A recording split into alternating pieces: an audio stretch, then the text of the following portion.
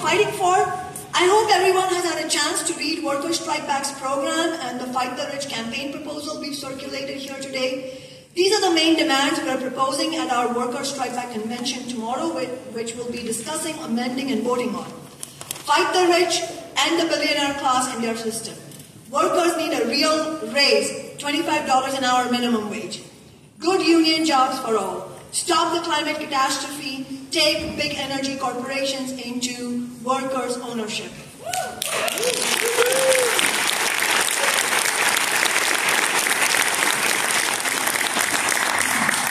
Fight racism, sexism, and all oppression. Stop mass deportations. Medicare for all and quality affordable housing, tax the rich, end the genocidal war on Gaza, no military aid, no occupation, bring down Trump, the billionaires, and their two parties, no more sellouts, we need a new party.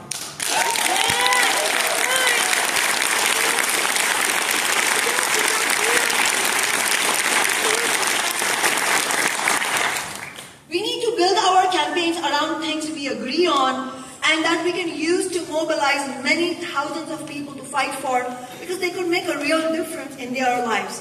Both Medicare for all and $25 an hour minimum wage and many of these other demands can inspire people to fight. And we must also keep our focus on ending the genocidal war on Gaza and the brutal occupation.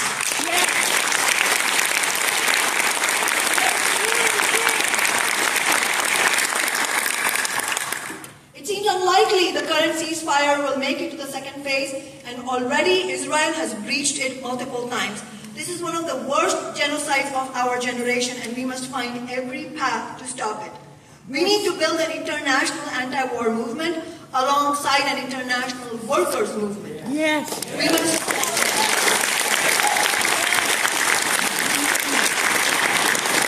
We must refuse to support the boss's wars. And I mean both the war on Gaza and the bloody anti-imperialist war in Ukraine. Yes.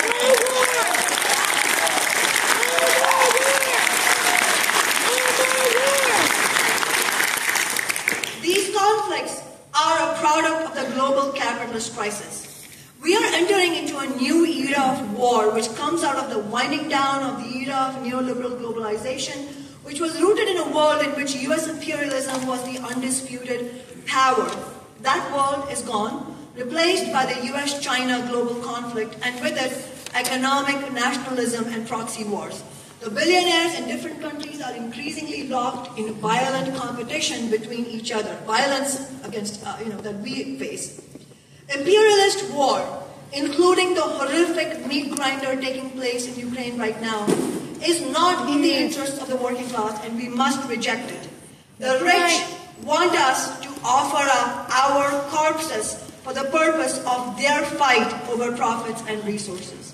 Neither Western imperialism nor Russian imperialism cares one bit for Ukrainian workers or Russian workers.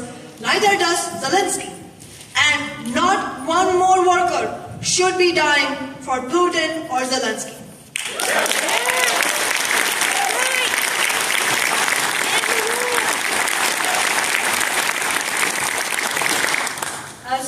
As our friend said just now, the only war for us is class war.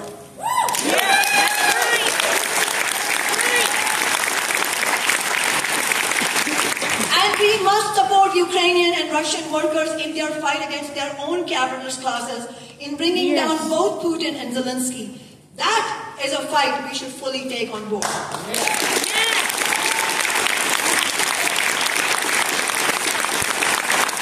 We should have no illusions in Trump's ideas of plundering the natural resources in Ukraine. Trump is no friend of working people in either Russia or Ukraine, and he is no anti-war president. The driving force in Trump's policy on the Ukraine-Russia war is the decisive anti-war message working people sent to the incumbent warmongering party of the ruling class, the Democratic Party, last year. And Trump realizes he needs to reckon with that pressure from the working class, including from his MAGA working class base, who are angry that tens of billions of dollars are being spent on wars and their needs go unfunded. It is all this that has prompted Trump to begin pushing talks for an end to the deeply unpopular war in Ukraine and to declare a temporary ceasefire in Gaza, which he predictably followed up by repeatedly and grotesquely calling for ethnic cleansing in Gaza. When we were campaigning for Jill Stein last year, we said Trump will double down on the war in Gaza. Yep. By the way, how shameful is it that Bernie Sanders is railing against the attempts to end the Ukraine war and end to a war that has ravaged Ukraine and slaughtered hundreds of thousands of Ukrainian and Russian people. This is what Bernie wants to rail against after he failed to stand up against a genocidal onslaught on Gaza, and now, instead of building a movement against federal employee firings and attacks on working people? So the question for us is, how do we build our movement? How do we fight back? I'll take an example from my first election campaign. We didn't invent the idea of $15 an hour, but it was our movement's victory in Seattle that turned in 2013 and 2014. It turned $15 an hour from a slogan into a national movement and into a series of concrete victories in other cities. Not everyone agreed with 15 when we started, to say the least. When we began organizing around it. It was a radical idea at the time, and many dismissed it as utopian. But my fellow socialists and I had the sense that it will inspire workers to fight, and it did, and our movement made history.